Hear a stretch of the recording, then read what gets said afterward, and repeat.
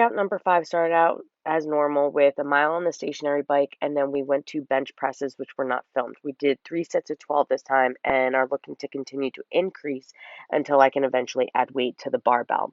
Then we went on to the medicine ball and we did chest presses. I had to keep my upper body on the ball while keeping my hips elevated. I did 3 sets of 20 reps. After the first round, we also increased the dumbbell weight from 8 to 12. Last one. Boom.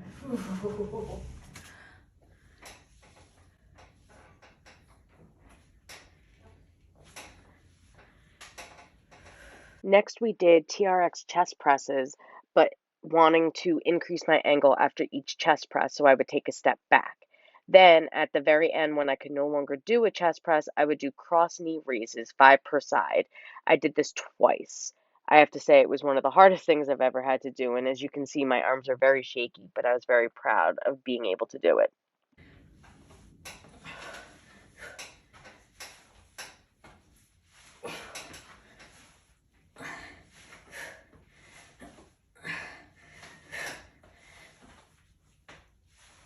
Nice. This is not gonna look good. That's right, it's the first time. It's supposed to look like shit. The next exercise, though it may look very, very simple, was one of my least favorite. I did an uneven squat using a cinder block for elevation. I kept the dumbbell on the side that was elevated, and after doing the squat, I would push up on one foot standing on the cinder block and doing a shoulder press. The plan was to do 5 on each side, then 8 on each side, then 10, and then end on 12 with no stops in between the sets. However, as I got to 10, I started separating the movements instead of doing one fluid motion, so we stopped. I was so winded after this, I actually thought I was going to pass out. Full disclosure, I completely hate cardio, and this was a mix of cardio and weightlifting, and it was zero fun for me. 3 more.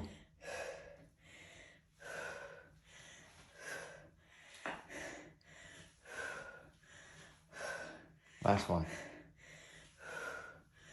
Good. Time. Don't move the hips, don't move the hips, don't move the hips.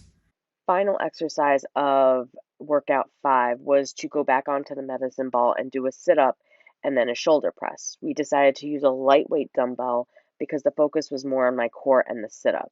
However, my mind didn't exactly like the idea of me doing a sit up on the medicine ball without moving my hips, which is technically cheating.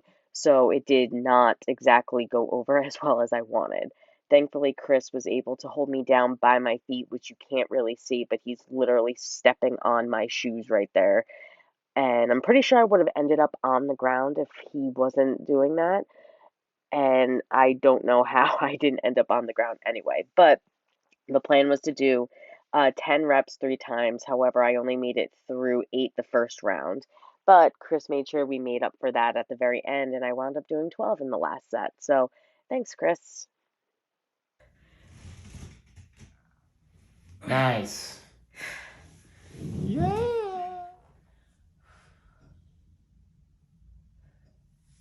So workout number 6 started out pretty well. After I did my best time so far on the mile on the stationary bike, we jumped right into squats with the barbell. I did 10 without weight again, just because it was only my second time doing the squats with the barbell in the first place. And then we added the 2 10-pound plates. I did 2 more rounds of 10 with the weights, and I was so excited that I was able to accomplish it. The last round, we decided to do it without shoes and have discovered that I'm actually better at squatting without shoes because I'm able to feel the floor better. So, needless to say, I will never be wearing shoes while squatting with the barbell again.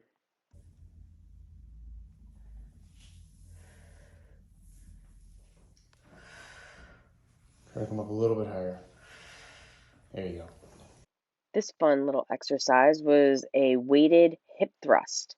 I did 2 rounds of 10 with the barbell on my waist. The third one, we removed the bar and just did single legged hip thrusts, alternating between the legs, and then a third one with both legs on the ground. In between, I did 50 straight punches into a bag, which is off to the side.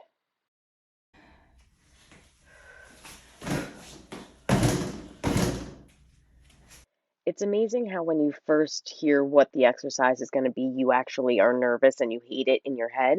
And then as you start doing it, you really enjoy it. I was not looking forward to doing this when Chris was explaining this, which is a step back into a lunge with a knee strike into the bag and then two hook punches.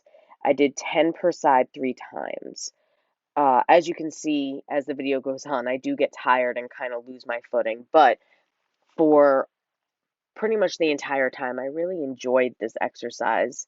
I got some really good uh, knee strikes in there, and I always love punching things, so the hook punches always are good, but definitely am impressed with how my back lunges look for the most part, except for obviously that one, but definitely enjoyed this a lot more than I thought I would. So, workout number 7 was definitely interesting, mostly because I did it from home while FaceTiming with Chris. Our schedules just did not allow us to be in the garage, so we decided to do a more core-based exercise workout from my house. So, as you can see, I am in my living room, and the first exercise that we did was me in this plank position, and I would pull a pillow that I had next to me with the opposite hand underneath, and then back to the other side. I did 10 reps per side. The second set, I did the same thing, but I added a mountain climber per leg. And then the third and final set, we did the same thing again, but I added the mountain climber per leg, and then I lifted my leg out toward the side as well, one per each side. As you could see, I was getting very, very tired. Again, working on my core, working on building up my stamina, but definitely an improvement from what I used to be able to do, believe it or not, back when I first started.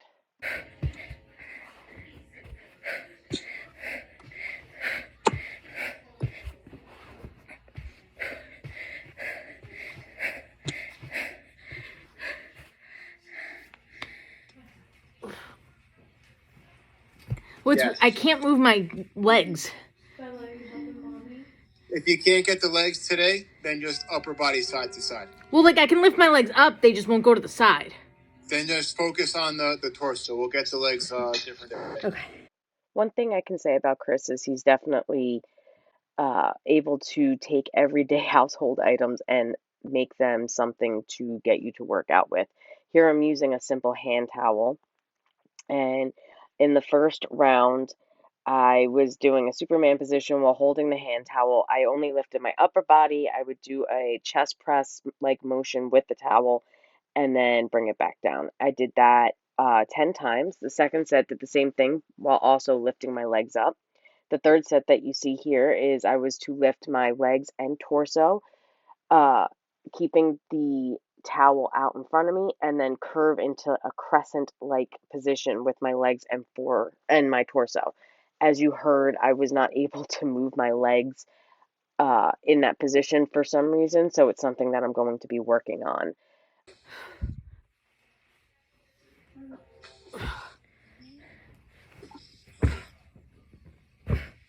Okay, I'm gonna say it, and I know in this episode I've been mentioning things that I don't like a lot, but I hate Russian twists. And our third exercise of the night was the dreaded Russian twist with an extra twist in there. I had a pillow under my feet, which I had to keep elevated, and then 6 pillows off to the side. The first set, I had to just take the pillows from one side to the other and then back. The second set, again, but twice. And then this is the third set where I had to do it 3 times.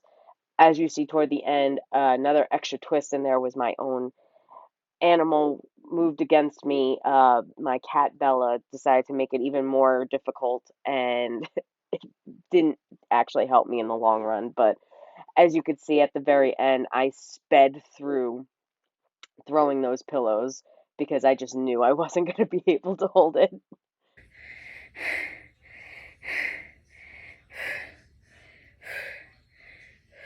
It's okay, Bella. Stay there. No. No, Bella, move. Hey.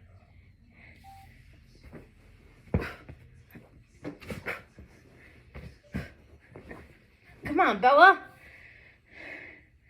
But if I'm not in my way, I can't show you how much I love you. Beanie, come here, baby. I know. Just move over.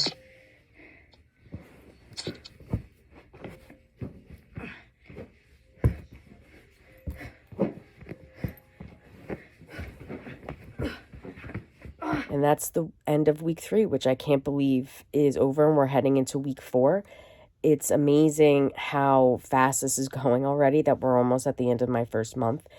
I've already seeing a lot of changes in terms of what I'm able to do, and looking forward to the things that I can't do yet that I will be able to do down the road. The next 2 weeks are going to be a little bit more difficult, especially because of the 2 holidays. We have Christmas and New Year's coming up, so our scheduling is going to be a little bit off. There's going to be bigger breaks in between exercise workouts, and there's also going to be days that I'm going to do 2 workouts 2 days in a row, which right now we've had it kind of spaced. It's something that we are already looking into and dealing with, and looking forward to seeing how I end my first month. Now, I know my first episode I put in my stats in terms of my measurements and my weight. I'm going to be doing that once a month. However, from what I have seen, I do notice some loss in certain areas. Not much, but again, it's only 1 month. I have to keep it in my head, and Chris is kind of drilling it into my head. This is not a sprint. This is a full-blown marathon. I'm not looking to lose 5 pounds every month. I'm not looking to lose 5 inches every month. Would that be great? 100%. Am I being realistic? Yes. Number one, especially since I've been sick, that's going to cause a lot of issues. I'm on steroids right now to help me with my illness, to just, knock it out of me. These are all things that are going to make my weight fluctuate, make my, everything fluctuate. So definitely looking forward to entering the new year, entering month 2 of my challenge healthy, number 1, and, just ready to continue taking this by storm. I am fully enjoying this. I hope you're enjoying it. I would love to hear some comments.